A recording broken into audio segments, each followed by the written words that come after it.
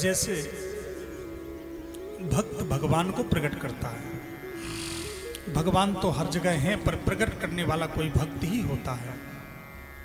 अगर भक्त ना हो तो भगवान को कोई ना जाने, वो तो ब्रह्म है। जैसे भक्त भगवान को प्रकट करता वैसे ही भगवान भी भक्त को प्रकट करते हैं। भक्त हमेशा एकदम शांत रहता है, किसी से कुछ अपनी व्याख्या नहीं करता, लेकिन भगवान स्वयं लीला करके उसकी भक्ति को प्रकट कर देते। कर्माबाई रोज खिचड़ी का भोग लगाती, बेटा मानती, गोदी में खिलाती, पर मेरी मैया है कर्माबाई, इसको संसार कैसे जाने, मैं जगन्नाथ हूं, जगत का नाथ हूं। तो अपनी मैया को प्रकट करने के लिए एक लीला की। एक महात्मा जी निकले, मैया राम राम। महाराज जी राम राम। मैया क्या कर रही है सुबह से? महाराज जी खिचड़ी बना रहे हैं। मैया तुझे सुबह से भूख लग जाती? महाराज जी मैं अपने लिए नहीं। तो किसके लिए बना रही है? तू तो अकेली रहती ना। नहीं, मैं अपने लाला के लिए खिचड़ी बना रही हूं। तेरा लाला? मैं तो अभी तक सोचता था जितनी बार निकला कि तू अकेली रहती है। तेरा कौन है लाला? महाराज जी ऐसा मत कहो, मेरे लाला जैसा तो किसी का लाला होगा ही नहीं। जिनके मंदिर में आप रहते हैं ना, वही तो मेरा लाला। तो कौन? जगन्नाथ ही तो मेरा बेटा। तू जगन्नाथ भगवान को बेटा मानती?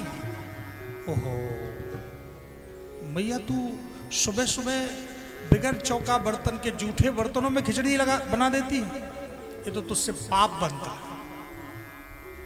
भैया पाप? महाराज मैं तो कुछ जानती नहीं, पढ़ी लिखी नहीं। हम ये तुझसे पाप बनता। तो महाराज जी आप बताओ क्या करूं? महाराज जी आप बता दो। सुन मैया, भगवान की पूजा करने के लिए शुद्धता, पवित्रता की अति आवश्यकता है। सुबह उठ करके सबसे पहले चौका बर्तन कर, स्नान कर, शुद्ध जल ला करके खिचड़ी बना, और खिचड़ी बना करके फिर भोग लगा करके, तुलसी दल डाल करके भोग लगा करके उनको पपा। मैया बूढ़ी थी, याद तो कर ली, पर सुबह उठी तो उठ करके पहले चौका बर्तन करे। अब चौका बर्तन करते करते 8:30 बज गए। 8:30 बजे खिचड़ी बन के तैयार हो जाती थी। अब क्या करें? तो मैया ने जैसे ही देखा, जगन्नाथ भगवान ने सोचा अभी तक मैया मेरी खिचड़ी का भोग लगा देती थी। सो जगन्नाथ भगवान आए और देखे, सोचिए महाराज जी कहाँ से नियम सिखा के चले गए मेरी मैया को। बढ़िया सुबह सुबह खिचड़ी ठाट के साथ खा लेता था। तो जगन्नाथ भगवान लौट के गए। दूसरी बार फिर से आए 10 बजे, तो देखा कि अभी खिचड़ी चूल्हे पर चढ़ी है, बलक रही है। अब कुकर तो चलता नहीं था कि सीटी आएगी। बढ़िया चढ़ी हुई है, अभी उबल रही है। तब तक ठाकुर जी फिर लौट करके गए। ठीक 12 बजे तक खिचड़ी पक के तैयार हुई, थाली में परोसी, लोटा गिलास रखी और तुलसी दल डाल करके फिर आवाज लगाई, ओ जगन्नाथ आजा बेटा। जगन्नाथ भगवान आ गए। भैया बड़ी देर कर दी। अरे क्या कहूँ लाला, मैं बूढ़ी ठहरी, मैं देर हो गई। अब चौका बर्तन नहाते धोते मैं बहुत गलती करती थी, बहुत बड़ा पाप करती थी। ठाकुर जी का मैया तू कुछ पाप नहीं करती थी, चल जल्दी ला, मुझे बड़ी तेज भूख लगी। और जैसे ही गोदी में बैठे भगवान जगन्नाथ जी खिचड़ी पाने लगे। एक कबल पाए, दूसरा कबल पाए, और तीसरे कबल में मंदिर में पुजारी जी ने घंटी बजा दिया तो दौड़ लगा करके मंदिर में बैठे।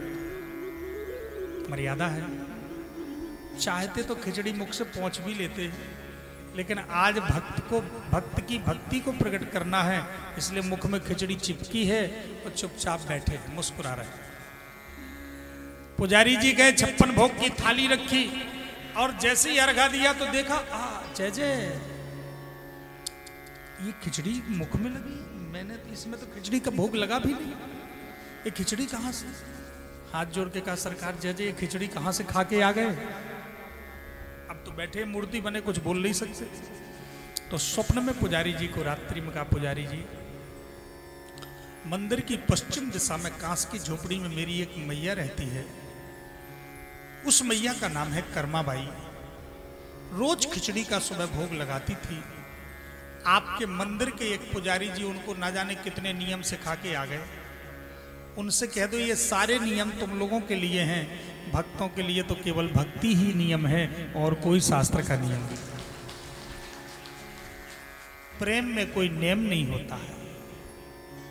जैसी खिचड़ी बनाती थी वैसी ही बनाती जाए। वो महाराज जी गए और जाकर के क्षमा मांगी, मैया मुझे क्षमा कर दे। ये सारे किताबी नियम तो हम लोगों विद्वानों के लिए हैं, तुम जैसे निश्चल भक्तों के लिए तो भगवान का प्रेम ही पर्याप्त है। आहा। मैया खिचड़ी का भोग लगाने लगी और भोग लगाते हुए मैया आहा, समय है, शरीर का अपना गुणधर्म है, हृदय का अपना गुणधर्म है। शरीर बूढ़ा भी होता, शरीर छूटता भी है। मैया का शरीर छूटा, लेकिन भगवान को बेटा मानी थी तो ठाकुर जी की आंख से अश्रु गिर गए। हो सकता है हमने जिस बेटे को जन्म दिया है, जिस बेटे को पाला पोसा, पढ़ाया लिखाया, पूरा खर्च किया, और हो सकता है बेटा पढ़ाई लिखाई ऊंची करके विदेश चला गया, और हो सकता है कि मरते समय बेटा हमारा सामने ना आ पाए, लेकिन धन्य है भगवान को बेटा मान लिया। तो आज जगन्नाथ भगवान स्वयं रोने लगे, पुजारी जी आज मेरी मैया का शरीर छूट गया। रात्रि में ही शरीर छूटा, रात्रि में स्वप्न दिया। पुजारी के सामने स्वप्न में रोते हुए पहुंचे, आज मेरी मैया का शरीर छूट गया, मैं स्वयं संस्कार करने जाऊंगा। पुजारी जी ने कहा प्रभु ऐसा मत करिए, मर्यादा खत्म हो जाएगी। आपकी तरफ से हम लोग है ना सेवक में, हम लोग संस्कार करेंगे। संस्कार किया, विधिवत संस्कार किया, चंदन की लकड़ी से विधिवत मैया का संस्कार किया, और संस्कार करके आए। भगवान ने उस दिन भोग ग्रहण नहीं किया।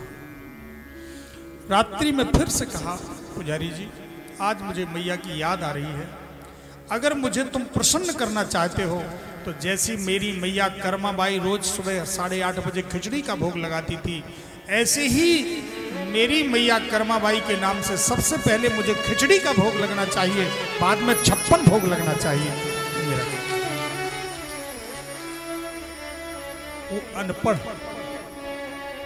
वो निर्धन, वो दीनहीन, वो कांस की झोपड़ी में रहने वाली केवल भाव से पुष्ट मां, उसने केवल भाव से डूब करके उस परमात्मा को बेटा मान लिया। हो सकता है संसार का बेटा इतना यश कीर्ति कभी नहीं दे सकता था जितना आज भगवान जगन्नाथ जी आज भी कर्माबाई के नाम से खिचड़ी का भोग लगता है। ये केवल भगवान को संबंध बना।